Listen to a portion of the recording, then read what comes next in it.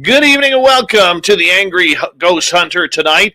My name is Dave Scott, host of Spaced Out Radio, and once a month we bring in some of the top ghost hunters from around North America to get angry with us about a field that is full of surprises, full of love, full of admiration, and sometimes full of shit.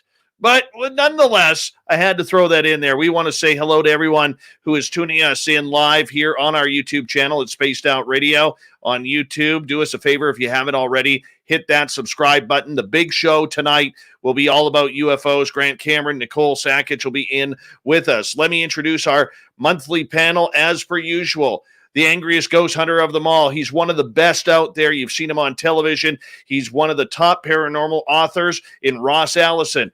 His cohort from Seattle, Washington, Jake Rice, who is a technical expert, and we won't say how, when, or where, but this man is brilliant when it comes to everything technological and the paranormal. And, of course, the man, the myth, the Canadian legend, MERLE from the Paranormal Road Trippers out of Vancouver, British Columbia. Gentlemen, thank you so much for coming on in for another edition of the Angry Ghost Hunter. It's always good to have you here, Ross. Well, it's always great to be here and support the community and have all you guys around for the support as well. Absolutely. Jacob, good to see you, bud. You got some new additions to your family. Yes, I did. In the past week and a half or so, I got not one, not two, but 3 puppies, all teething. Wow. Oh, my goodness. Let me tell you about the puncture wounds later. I tell you, you and your partner, you guys are going to be scarred for life for the next 2 years. Yeah, everyone thinks I'm like a cutter, but... And, of course, our fellow Canadian here, my good friend, we got MERLE from the Paranormal Road Trippers. How you doing, MERLE? Pretty good. It was literally like I was just here with you. I know. I wish it was longer. Trust me, I do. Our first topic of the night here on the Angry Ghost Hunter, as we always get things going here quite well during this show, is critiquing the evidence. Now, a lot of teams, from what I've noticed, and for the record, for our new listeners here, I am not a ghost hunter. I am just a radio guy who likes to go play ghost hunting while I leave the rest to the pros, as you see here, here, and, well, let's say down, whatever. Come on, MERLE. It's like the Brady Bunch, you know? It is. Look over. It is. It's terrible how confusing that is right there. There's MERLE. There's MERLE. But you guys take this very seriously. Ross, you're a professional ghost hunter by trade.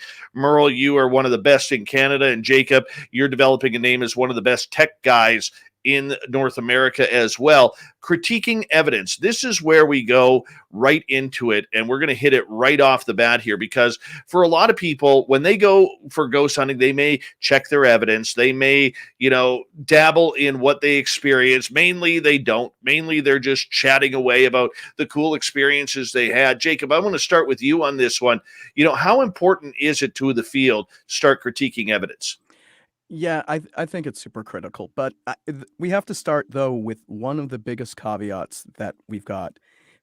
When Ross, MERLE, myself, when we get evidence, someone wants to check out a video, we're not getting the full context. They're just sending us a snippet. So the first thing we say is, oh, well, that looks cool, but I don't know. Because really, you have to take in 3, 4, 5 factors to really say what you're seeing could be ghostly phenomena. Right. So there's that. Right. Ross, let's get to you. I mean, you've been doing this 30 years, even though you only look about 17. I still can't figure. I still can't off figure a few it out. decades here. Yes. So, you and your nice Mennonite beard that you have going on there. I just can't stand a mustache. That's the only thing. I just hate it when it gets in your mouth when you're trying to eat and all that. But to continue on with what Jacob had to say, you have to understand that when it is so important to publish evidence. If you want to build your credibility, if we're trying to find out what's going on in the paranormal field, publish your evidence. But you have to be aware that people are going to critique it. And this is where a lot of drama happens in the paranormal field, because when people do publish their evidence and they believe it's paranormal, and people start to, pick it apart and say, no, no, no, it could be this, this, this, and this. That's when people and egos, start to Mhm. flare up. And this is where a lot of these groups start fighting with each other. And you really have to understand that even when I publish anything that I think could be possibly paranormal, I have to be aware that, people weren't there when I captured it. So hopefully I have enough data to back up what we did capture. And sometimes you don't. Sometimes it's just a fluke. Something happened out of the blue. Well, it's interesting. We'll put it out there. You guys can take it or leave it. But you have to be willing to take the criticism. Mhm. Yeah, that is so important, and not get offended by it. Because the most important thing you have to realize, they weren't there when you captured it. So all we can do as paranormal investigators is hopefully get enough data behind to back up what you believe is paranormal, but then just consider the fact sometimes it's, like I said with ghost hunting, it's all about being in the right place at the right Mhm. time. And you don't always get that, but just be, I guess, be okay with people even when they say negative things about it. You don't have to attack back. Merle, let's get your opinion right here because, it's one of those things where it can be a little frustrating at times. You feel you capture something, somebody else will come in and try and debunk it. I mean, how do you go about, keeping your wits in ghost hunting where, you want to express so badly how much you caught something, man? I agree. Criticism is good and it's healthy for what we do given our field. I have no problem sending any EVPs or any anomaly clips that I get to like Ross to Jake and have them analyze the shit out of it, because that's what we do. We're in a field where if we're obtaining the evidence, what comes with the territory of obtaining the evidence is criticism, people picking it apart, jealousy. You got that wicked go away EVP, but no one has ever obtained a clip like that, so they're going to hack your clip down. And you need to have the context to back it up. You need to have what happened before the clip, during the clip, and after the clip. And if you have it on video and audio at the same time, awesome.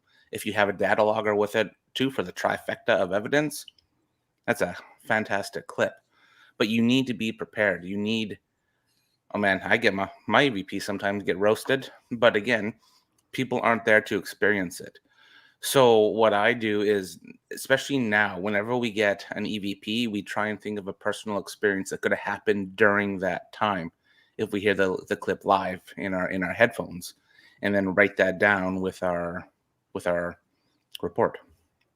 How much does excitement come into play here, Merle? Because for a lot of people, when you're hearing things, whether you're using a ghost box or whether you just capture something in an EVP session, you may hear one thing, Jacob may hear another, Ross may hear another, and I may hear another. I mean, Mhm. how do you find that balance? That's the beauty of it, and that's what opens up the healthy debate of, no, I think it said chicken. No, it said wings. No, I don't know, man. And you can have your I like to have the raw clip with the only editing we do with our clips is increase the volume. But I present the raw clip and the volume enhanced clip, and I'll be like, have at it. What do you think it says? And then I'll say what I think it said. Right, Well, it's funny Ross? too. I was going to say, there's a lot of times, we get tons and tons of emails from possible clients or people that are just curious as to something that they may have captured by mistake or, purposely, and they believe it's a ghost. And, like I said, I wasn't there when you captured this possible evidence. I will question them, what was going on.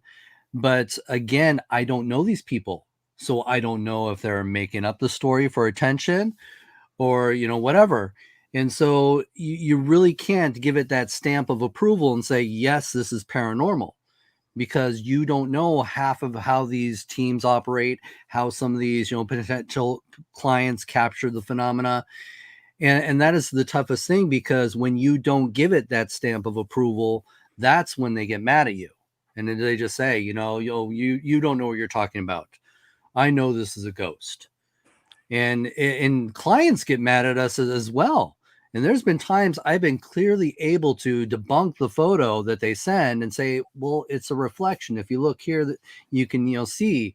And they're like, no, it's a ghost. It's a ghost. No one was there. Well, can you prove no one was there? No, I can't, but I know no one was there. Stuff like that you have to deal with. And it's hard when people want to fight back and demand that this is a ghost and you need to validate that it's a ghost. Well, that brings up another question for you guys as we kind of continue on here on the Angry Ghost Hunter with critiquing the evidence. Jacob, I want to get you in here because I have no problem with healthy skepticism. Mhm. What I have a huge problem with is something when it's completely obvious, whether it's an EVP, a photo, a piece of video, and there's always that cross-armed person who, because that's what skeptics do. They never have I don't even know if they have hands. Okay. and literally they are there to take your evidence and literally, destroy it. They feel that it is their job, their duty, and their right to absolutely destroy everything you have. And it can be completely obvious. Completely obvious. I bring up the point of, you guys remember the ghost picture from the barn, the guy on the stairs. I've showed all of you that photo. Oh, you haven't seen that? No, send me a link and I'll critique. I'll apply some skepticism to it. I will find it. I'll find it when you're answering. I'll go find it. Okay, but I had people saying that was an owl, that it was a mannequin. It was, a person dressed up, because it did happen on our ghost tour. But Ross knows the guy all too well. MERLE knows the guy all too well because they both investigated there. And this, to me, is one of the greatest ghost pictures we've ever caught. I didn't catch it. One of the people on the tour actually caught it because our tour guides didn't allow people to go upstairs to his area. Mm-hmm. So how skeptical should we be? I mean, we have to be critical, but not to the point of being a jerk. Yeah. So, I mean, the whole thing, and this is tough to define, what is reasonable, right? So you've got, it goes this, when you have such a hardcore skeptic out there that they're just going to shred everything, they moved away from reason into opinion and belief, though it's actually, like a negative belief, a counter belief. Because they're just going to shoot everything down and they're going to find every single reason to shoot things down. So that's not rational anymore at that point. So this is why I think you should take your evidence, and this is why you publish it, to have the community review it. Now, I will say on my site, Ghostly Activities, all the ghost hunts I do, I publish everything. Though, just for brevity, I will do clips like videos and pictures, but I do have all of the footage. I do. I video everything. Here's the whole thing. I publish it. I say, if you want to get the raw file to critique and do a peer review, because I'm big on peer reviews. What I do at work, it gets peer reviewed all the time to make sure, you had sound, judgment, and reason as you went through the method to come to your conclusions. No one has ever asked me for them. It's always been, wow. So, there's part of it, but back to it. When you become so skeptical that no matter how many facts, how much context is thrown at you, and you simply reject it all out, you're not really a skeptic anymore. You're like a negative believer, doubting Thomas. It's just like the true believers for ghosts, UFOs, and everything else. No matter what you present contrary, they just won't believe it. And it's really hard to change people's beliefs. Well, we always have to keep in mind, too, that there's no amount of evidence that we're going to be able to persuade a skeptic anyways. They have to experience it for themselves. Correct. Because they're always just going to judge our credibility. They don't know us personally.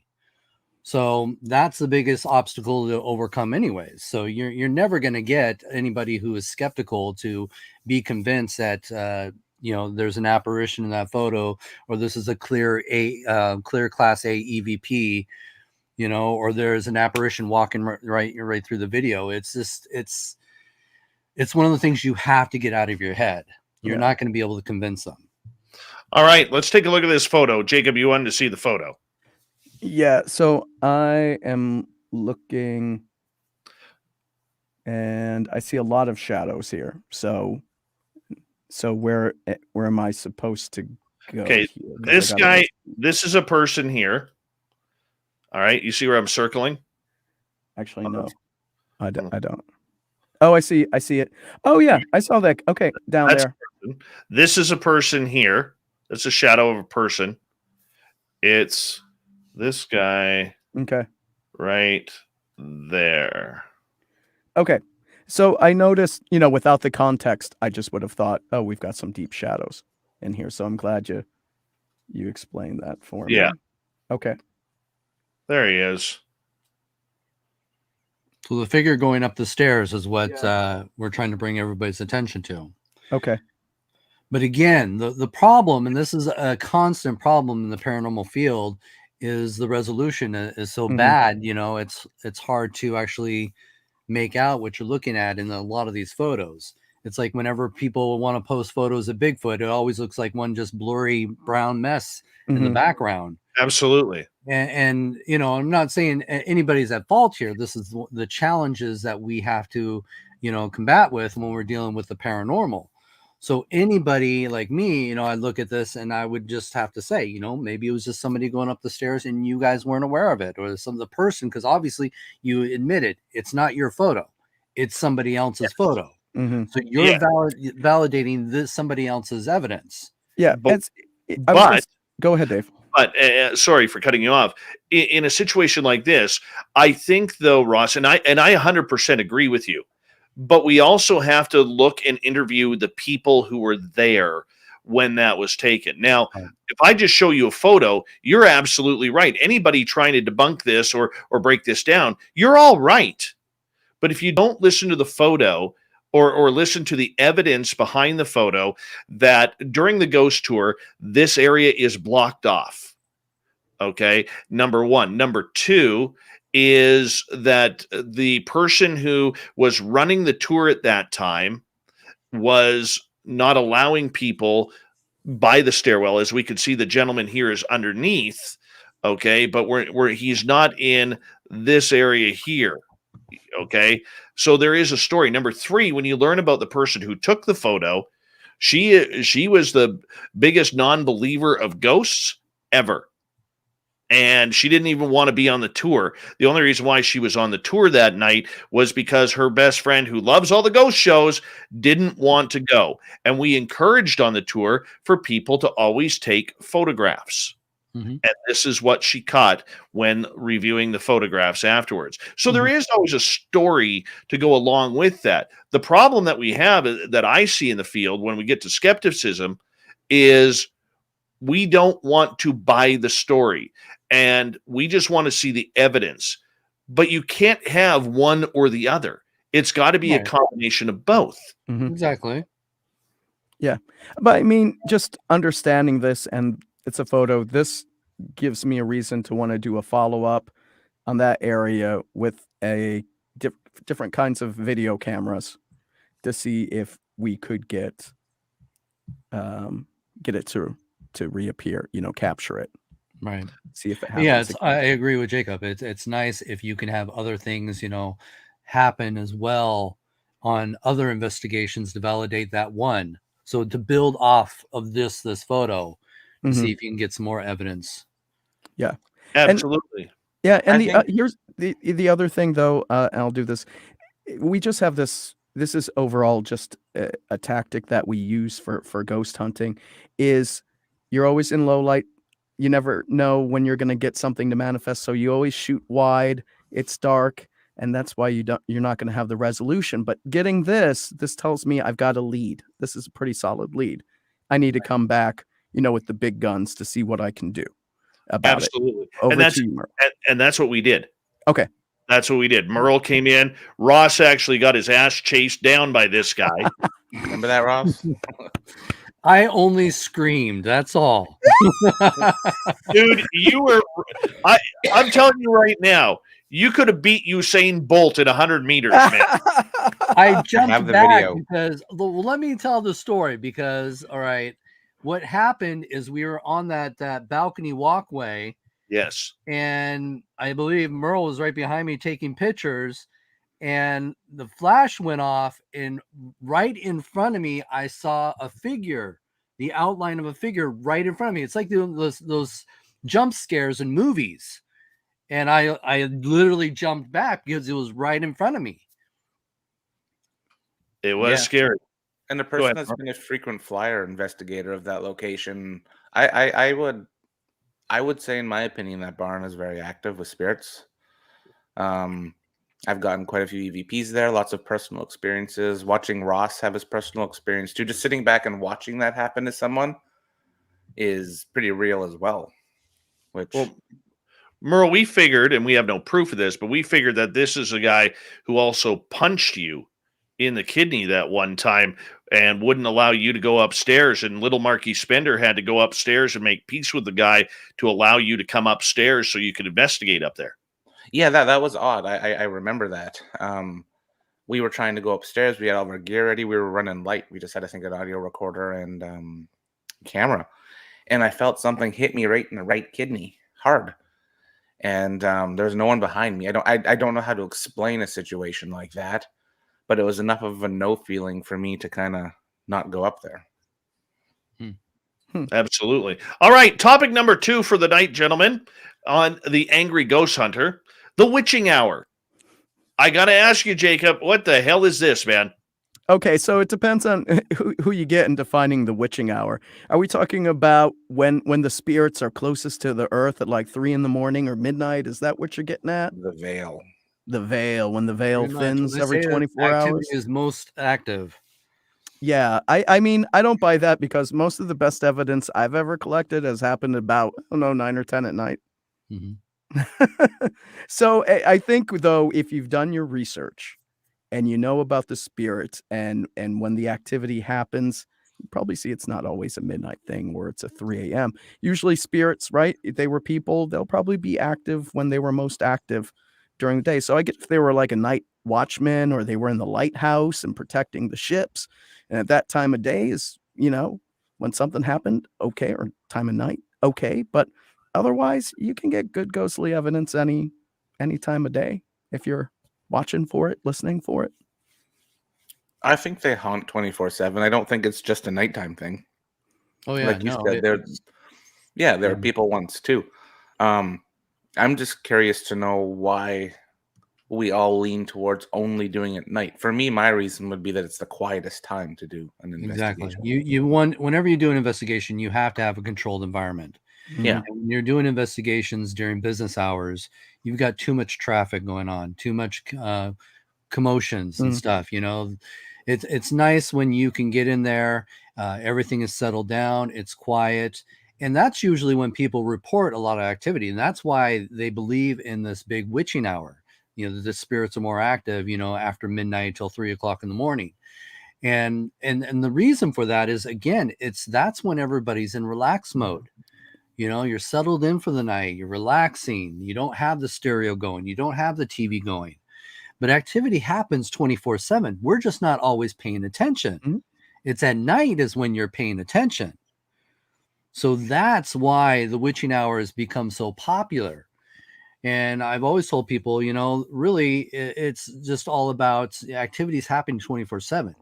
You just have to be paying attention. If the walking up and down the stairs is happening at noontime, Mhm. but when you got the kids running around the house as well, you're just assuming it's the kids. Yeah. So Very that true. happens a lot. Yeah, you would think, though, with more of the public places that were closed during COVID, we would have had more ghostly reports. I didn't see anything too crazy, but then again, you just have security cameras going, no one there. Mhm. Right. So it would have been cool if we got an apparition, See- just walking down the Smithsonian. Guys, I prefer when I go out, and it's rare that I do, I prefer doing it at night. To me, it just sets the tone. Mhm. It gets me ready. I know that I could go looking for ghosts at any time, anywhere. we just don't know if or when they're going to show up. But the night, just something about it, it just seems like a nighttime activity, being in the dark, getting spooked. And I have always found too, at least for me, if I'm going to have an encounter or see something, I find it easier to see at night than during the day. Well, the thing that other reasons why investigating at night has become so popular is because another thing, as you had pointed out, when you are in the darkness, your other senses are heightened, and so that's where you're actually using your body as a tool as well. As I've said too, you have more of a controlled environment when it's nighttime and everybody's settled in. And then 3, infrared has been very successful in helping us collect more evidence, and it's harder for cameras not in infrared mode to see some of this. So those are 3 of the more popular reasons why you'd want to investigate at night. But Ross, is there really a witching hour? No, I don't think there is a witching hour. Like I said, I just think people are just more aware of things happening at night because, like I said, you're in relax mode. Kids are in bed. Now you're going to start hearing those footsteps going up and down the stairs. Merle, let's get your take. Is there a witching hour? I think around certain times of the year, use Halloween as an example, the paranormal scene and field gets heightened. A lot of people's energy, a lot of people's excitement go into it. So is it the witching hour, or is it people's heightened senses noticing things more? Like, you get everyone going to Salem, you get everyone going to be a paranormal investigator for October, and isn't Halloween like the thinnest veil of them all? And that's spooky season. See, I'm not a big buyer of the whole spooky season or the veil or Mercury retrograde or anything like Well, I that. get moody with it, with Mercury. Well, yeah, not me, man. Not me. I'm more of a Mars retrograde kind of guy. But I mean, we always seem to try and put labels on everything as to why everything happens. And I think if I'm correct, and gentlemen, please correct me if I'm wrong, but the term witching hour really became popular with the television show Paranormal State, that they would not start, their investigation until the witching hour, to make sure that they got, the best evidence. And in the meantime, you find out behind the scenes, they're investigating at like 10 o'clock at night, not 3 a.m. And they never caught anything True. either. I just watched that stuff all over again. The thing is the witching hour does go back. It's all into the metaphysical elements of a lot of this research. And I've always said you can't use the paranormal to prove the paranormal. And then, of course, if you are trying to be scientific in your approach, you can't be biased either. I've always said you got to go with what you know and not with what you think you know. And the biggest problem is a lot of people have their own way of investigating. And I'm not saying everybody's wrong in how their approach in investigating the paranormal is, but the problem is by that, we're all over the place. We don't have any strict protocols. And so going back to our first topic, when people do submit evidence, you're always going to second guess it because you don't know how they collect that evidence. Mm-hmm. Very true. Very true. So how do we go beyond this? Do we have to just get rid of these stupid little anecdotal pieces that we want to make ourselves sound a little bit bigger in the paranormal and more knowledgeable than what we really are? Because people love terms in this. When they can drop terms, it makes them feel a little bit more powerful than the other ghost hunting people out there. Jake, you're laughing. Okay. So, being the gadget guy, I will say we have to have some rigor around how we collect the evidence, right? But I'm gonna think from the weekend warrior, the weekend ghost hunter that's just doing it for fun. It's just gonna be, I'm gonna click a button. I got something fun. It was really exciting. I'll put it on Insta, the TikTok, whatever. I'm having fun with it. And then you got folks like us more so like us. And I would say it's more important for the folks like us to have a standard operating procedure, a standard way of using the gear, simply because, like I said, the big thing is to recreate the evidence and publish it. And, at the end of the day, we're never going to have a totally controlled environment at these places. But if we're always using the same gadgets in a documented way, and don't get me started on some of these ghosty equipment places and how they say use the equipment, right? Because I got one of those tonight to show you. But, that helps us recreate things. And at the end of the day, you know what? The physicists are always going to come in and, for reasons X, Y, and Z, you have to throw it out. But, the big thing is to get the track record of. Well, we got to be consistent in Yeah. how our approach in the paranormal.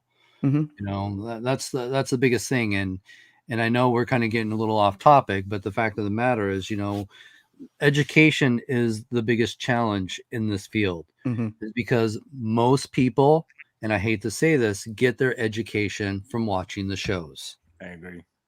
That's exactly what we're having to combat with, is people claiming to be experts in the paranormal because they've seen every episode of Ghost Hunters and Ghost Nation, So that makes you an expert.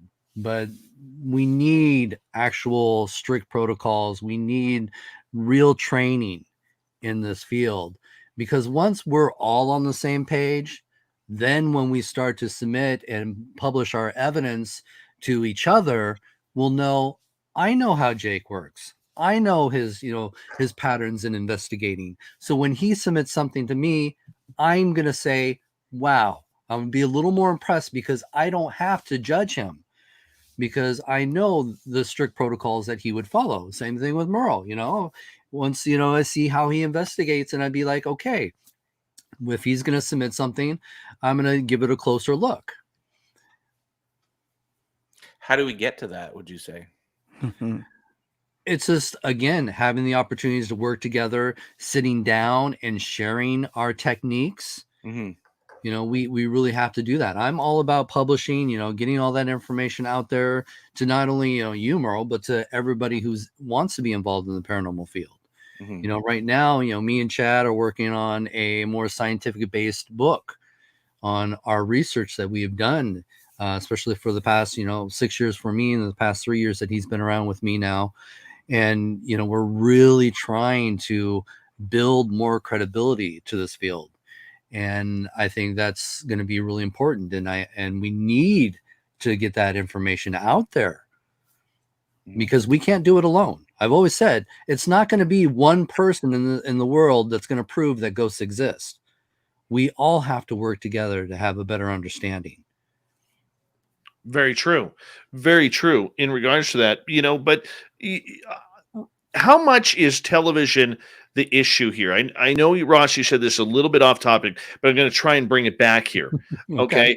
Because we can blame the television shows all we want for the popularity, but what worries me more about the witching hour and investigation techniques and what to use, what not to use, is every little group has the know-it-all, the big alpha know-it-all that if it's not done their way or the highway, you're not doing it right. And then they always throw in some connotation about the television shows, of course, but that's the way we see it. Like, I've been to enough paranormal conferences now and met enough teams and interviewed enough people to know now, by experience, that the team alpha is the one who calls the shots on how to investigate, the proper way to investigate. This is how we're going to do it. If you don't like it, hit the road, Jack, and don't come back here no more, no more, no more, no more. We got to get rid of the egos, to be honest. I've been doing this for 30 years now. I don't claim to know it all. I am open and honest about that, because we don't have enough data to validate a lot of these experiences. And that's the truth. And people need to know that is the main thing, is like, we don't know everything in the paranormal field. We're still running off of theories and ideas. And the most popular, belief is being pushed out there. as proof to the paranormal. But if you look at all the evidence that has been collected, it's still not enough. We still need more of those ones and zeros to validate what's going on out there. And a lot of this just comes from our own personal experiences and beliefs. Merle. I'm gonna agree with Ross on that.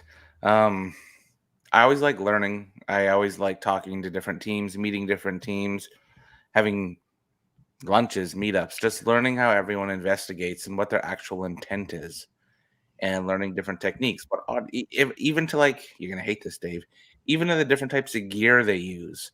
I like to know the settings they use. I like to know how they obtain their. Do they use Wave? Do they use MP3 for when they're doing EVPs? And I find just learning how different group styles is very beneficial to furthering the field. But again, Ross is right when we need to have, here's a term we can use, a paranormal baseline. Oh, A BL. notice how he moves back like, I got this one, bitch. He dropped a term. Paranormal baseline. Boom! Yeah. Drop the Fire mic. up the There you go. BL. He won't drop his new mic. He just bought that. You know? I can't drop it. It's floating. And he is I judged it critically. You did. and Merle's way too Ukrainian to drop anything, man, because it may break. You'd have to buy it again. We need a good deal. The Angry Ghost Hunter is here. We do this show once a month here on Spaced Out Radio on our YouTube channel. It's Spaced Out Radio on YouTube. And we are joined by Ross, Allison, Jacob Rice, and, of course, Merle. And, gentlemen, we are a couple of minutes away before we're going to switch topics again. Final thoughts on the witching hour and all of these weird, strange terms that people like to use, Ross. Well, again, we have to go with what we know and not with what we think we know. And I am personally not believing that, ghosts only come out after midnight. As I've said, it's just basically that's when we're more aware of what's going on around us. So it's one of those things that we need to strip that belief away and just go with the basics. Very true. Jacob? Yep, I agree with Ross. No such thing really as a witching hour. There's certain times of a day a spot could be haunted, more active. I wouldn't call that, a witching hour whatsoever. And then when it comes to terms and everything, I mean, it would be useful if we all had the same glossary to work off of so we could all understand each other when we're talking about evidence and haunts. So I would say there's a need for we call it controlled vocabulary in search engine speak. Gotcha. How many people actually listen to this advice?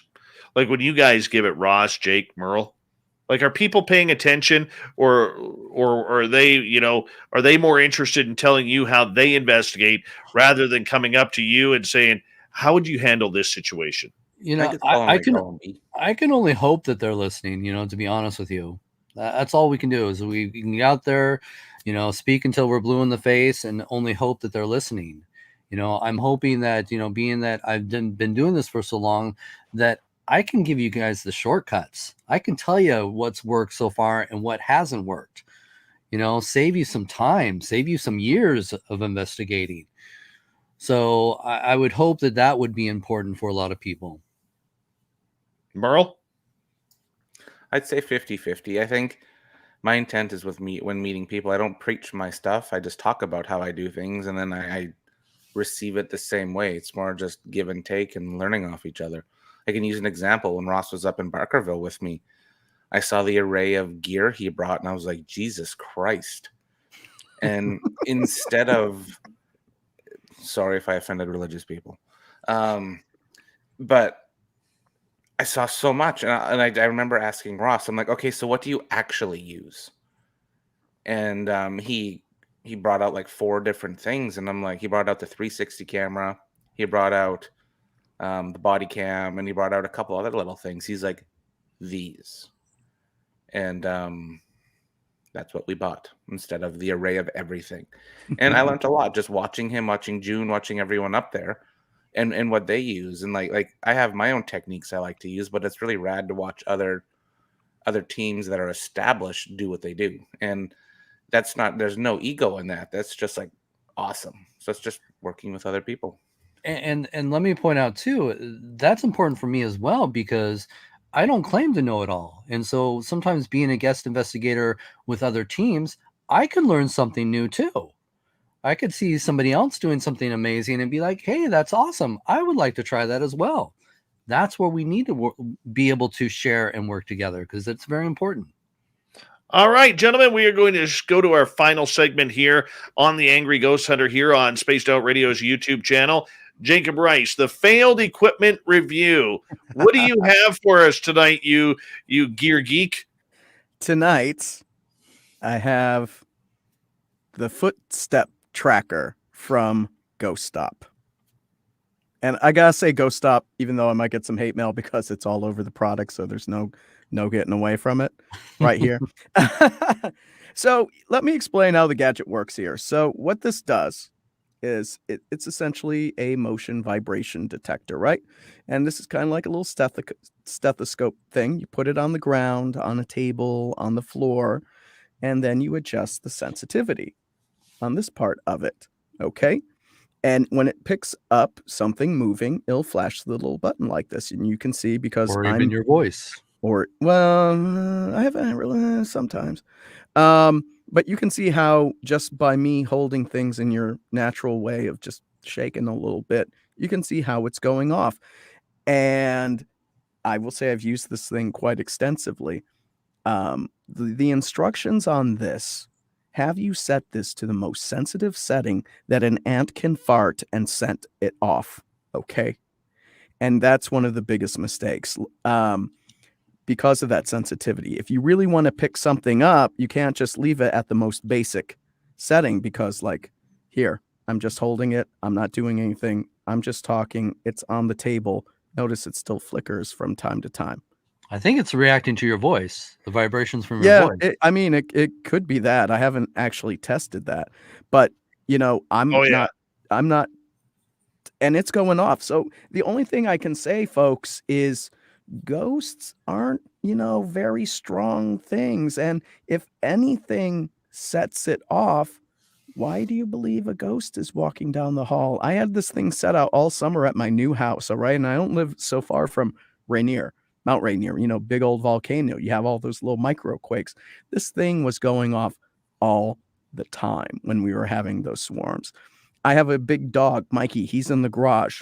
This thing probably 50 feet away, going off. So the question is, if it goes off for everything, why would you believe it's a ghost? Mhm. I use this in Centralia. Okay, we got trains. This thing lit right up in the hallway at the Shady Lady Bordello. When the train was 10 minutes away, you couldn't hear it because it was picking up the vibrations. Okay, so all I could say, guy, failed equipment right here, simply because since everything sets it off, you can never believe anything it puts out. And how Well, much money are again, you saving people by not getting that product? I don't remember right offhand. I know it was a good $1 $100 million. US. I could look it up. I could look it up real quick. It was, I bought it a couple of years ago. I think it was got to be $100 or more. One moment, please, while I go to the catalog there. But they're doing their Black Friday right now. No, I should say I do buy a lot of stuff from Ghost Stop. Some of the stuff I really like. This is not one of them. So just wait. Talk amongst yourselves while I And they go don't check. sponsor you either. So They don't sponsor me either. They take my cash money, and even though when I shred their stuff, they're still getting my money. But I'm going to use my boo bucks. Don't get me wrong. I'm still going to use my boo bucks. Could you just But- use an EDI Plus with that and scrap Yeah. that? So here's the thing with the Eddie Plus. And Eddie Plus, that's it's the thing that you've seen quite a bit on Ghost Hunters on A&E. Alvin loves this, Brandon Alvis loves this thing quite a bit, because it gives you like 4 data points you can use. It's not as sensitive as the Ghost Step tracker. It takes you have to be a bit closer to it, a bit more heavy-handed to set off the Eddie Plus. But the thing is, if you have such a strong response and understanding that, ghostly touch phenomena is very soft, why do you think, the Eddie Plus may not go off. That's the other Right. thing. But how much money? I So was gonna yes, say with the footstep tracker is, again, this is another prime example of suggestive evidence. Mhm. Because a lot of these people out there in the ghost hunting field aren't properly trained or even understand the basics for a lot of the tools that they're excited to buy. Again, they see them on television shows and they're excited. They think, oh God, this is great. I'm going to have to get one for my team. But then when they get it, they don't really understand what it is or how it works. And so these pieces of equipment are constantly being misused, but they're even being misused on the television shows too. Don't get me wrong on that too. And they rely on the misuse because those suggestive readings will just make it easier to make it more exciting for the shows and even for the ghost hunters out there, because when they set that on the table and it starts going off, they're all excited. Cameras are going off like crazy now. Oh my God, it's a ghost. Another big Ross, do you problem. know what? Do you know what my first piece of tech ever was? This is going to make Jake and Ross cringe. The Talker 2. Talker 2. Is this before I got into ghost hunting? What the hell is a Talker 2? This is the poor man's Ovilus. Yes. It's made by the same company. Dude. And I thought that was the be-all, end-all piece of gear. Mm. And yeah, I see you shaking your head. I hear what you're saying. However, going forward, I educated myself more, and I went out with different teams, learned things, and changed my way, and got more into the actual research than the spook value. Yeah, and for me, that's why this show is so important, is to have a voice or voices with us getting out there. And hopefully those who are very serious that really want to have a better understanding of the paranormal, we're saving them money. Jake is saving them hundreds of dollars so they don't waste this money, because a lot of people I see don't have a lot of money to go into ghost hunting. And I've seen people and I've had arguments with people that, they're, making it paycheck to paycheck, but they're saving every little penny they can for a $300, $400 piece of, equipment that I know is bogus, BS. And I try to save them that money. Don't waste your money on that piece of equipment. And people get mad. It's like, well, it's on the ghost hunting shows. I know this has got to be real. And that's one thing I really appreciate Jake doing in his segment here, is because, don't waste your money on a lot of this bullshit. I'm sorry, because there's so many other things that you could put that good money towards. And one of the biggest things I've always said, audio, video is going to be your best things that you're going to want for an investigation, and you're going to want the best quality as possible. I'm going to throw this out here, guys, because for a lot of people, let's say $200 is a lot of money to invest in this. All right. How could I take that $200 and extend it as far as I can to get the best pieces of equipment that I could afford? Well, as I said, the audio and video is going to be your two best things that you're going to want to do. $200, I do $100 on a nice video camera and $100 on a nice audio recorder. Yeah, if you had $200, I would say get a FLIR Pro. You plug it right into your phone. You get thermal. It's pretty decent. No? And then get an H1N Zoom handy recorder. That's going to be better than your phone, though phones are getting better. But and that would keep you to about $200 right there, and that you can use those two for years. And if you're in Canada, I would just get the Zoom H1N, because that's $189. Really? Yeah, and use your iPhone for photos. Okay. But here's the thing, though, guys. Okay, the funky lights, the moving track lights, the bright lights, the different colored lights. People get excited by that. I mean, look at the way a carnival is set up. It's all about bright moving lights. These ghost toys are the exact same way. They're all set up the same way. Bright lights make people want to buy it, Jake. I see them there. Here's the thing. Don't get me wrong. Everyone knows I love my gadgets. I love little glowy, soundy, alerty things. Don't get me wrong. I do love them. However, you got to read the instructions. You got to sniff out the bullshit, just like with this thing. Oh, turn it to the bare minimum setting so it's just off. And then you can tell when a ghost is coming. It'll flicker. No. So you have to read the limitations of the product, okay? And then you got to test it out. And people don't want to go that far, just like with the K2 meters and everything like that. Mm-hmm. You just press a button and then, oops, something went off. I've got a ghost. Yay. And so, that doesn't mean you've actually collected anything.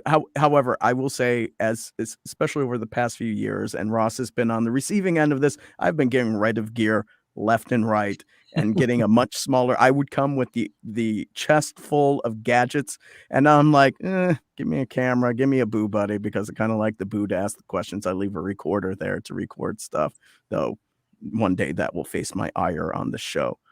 And and even with my video camera, I invested in really good mics for it. So I don't need to carry around like a Zoom H whatever anymore, because my camera mics are so good, and I like to run and gun and move around and stuff like that. So I would say learn the gadgets, learn the limitations of the gadget, be a critical thinker about the gadget. Read it, go, smells like bullshit, and check it out more.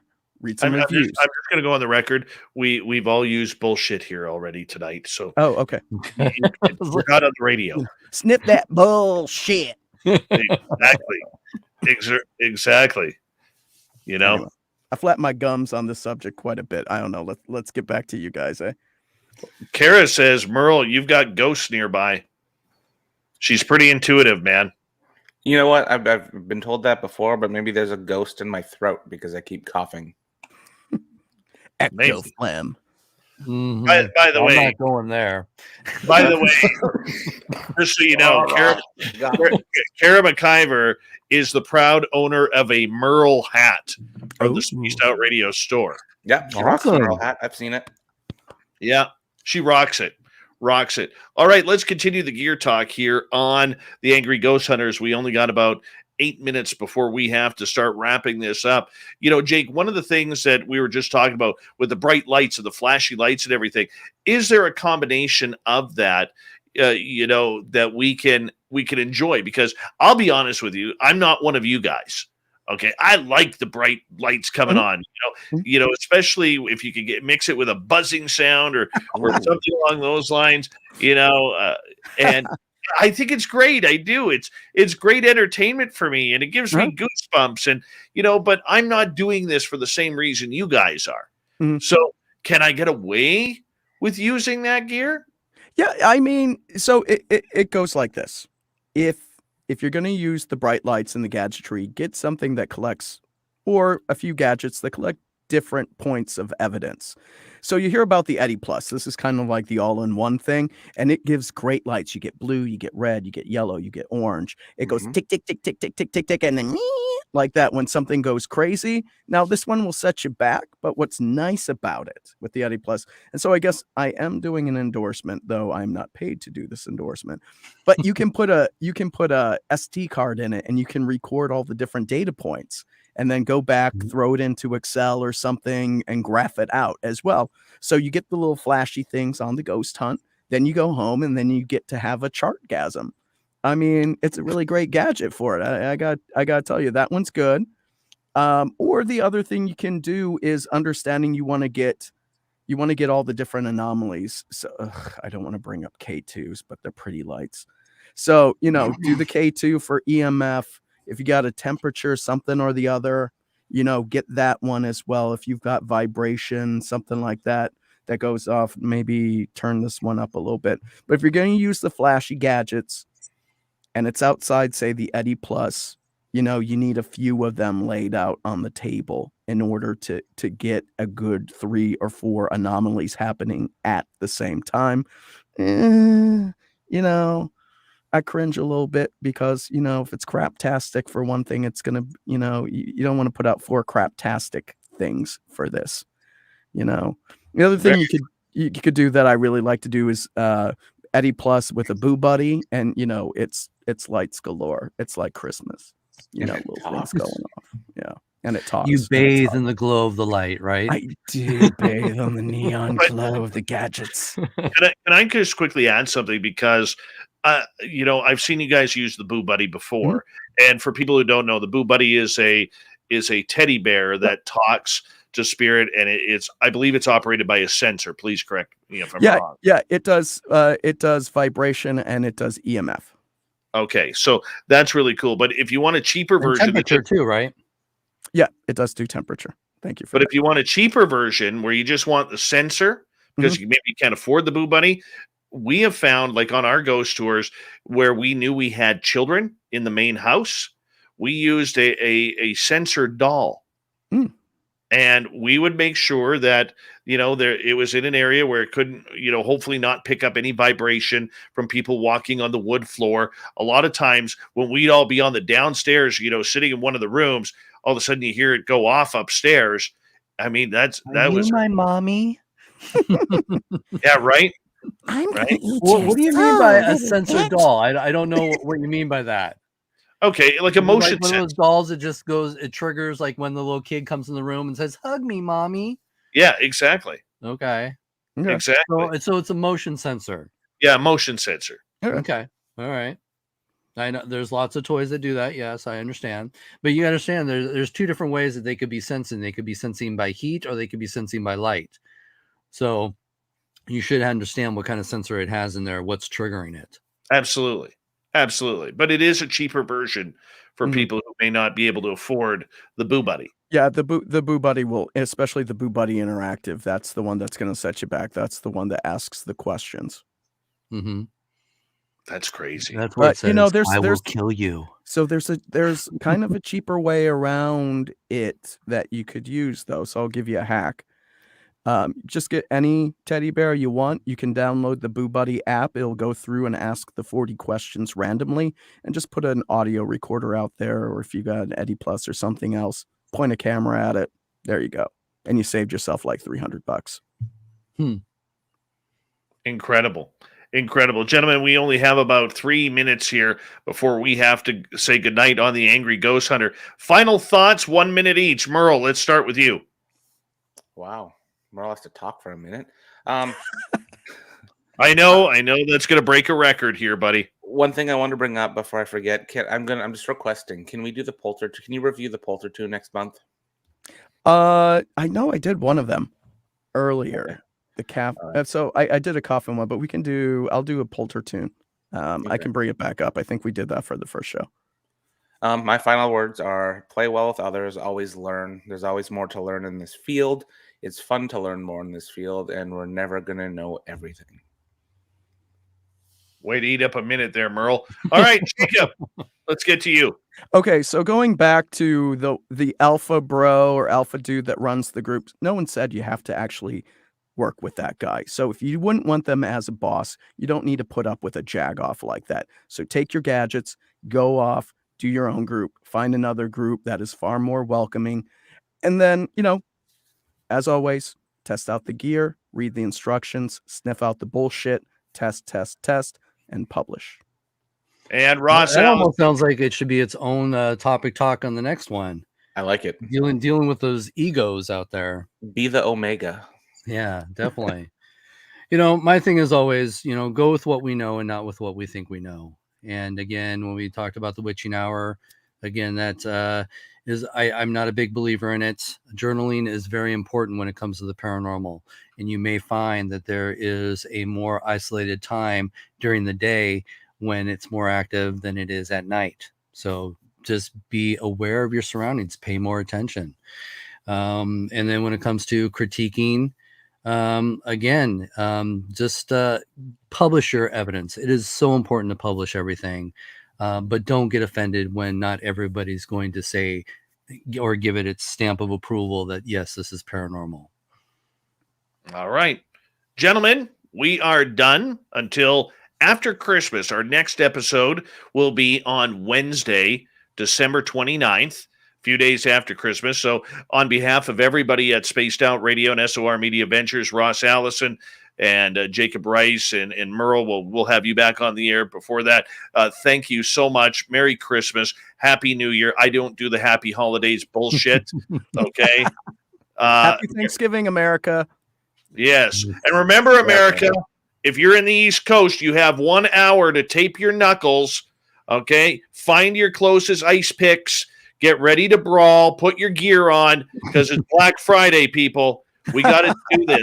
Actually, I don't think it's going to be a big deal this year. I don't say that to me. Don't say that to me, because I last year know. was horrible. Everybody's Horrible. doing online now, and all the Black Friday stuff is online. Yep. Yeah, it's terrible. I never want to hear those words out of your mouth again, my friend. I thought you cared about me. I thought you cared. All right. For our listeners here who are tuning on in 1 hour's time, we will get Spaced Out Radio going, 9 p.m. Pacific, midnight Eastern. I hope you will all carry over to the next chat room over there as we get ready to launch. But on behalf of Ross, Allison, Merle, and Jacob Rice, this has been the Angry Ghost Hunter on Spaced Out Radio. We'll do it again on December 29th. Take care, everyone, and happy ghost hunting.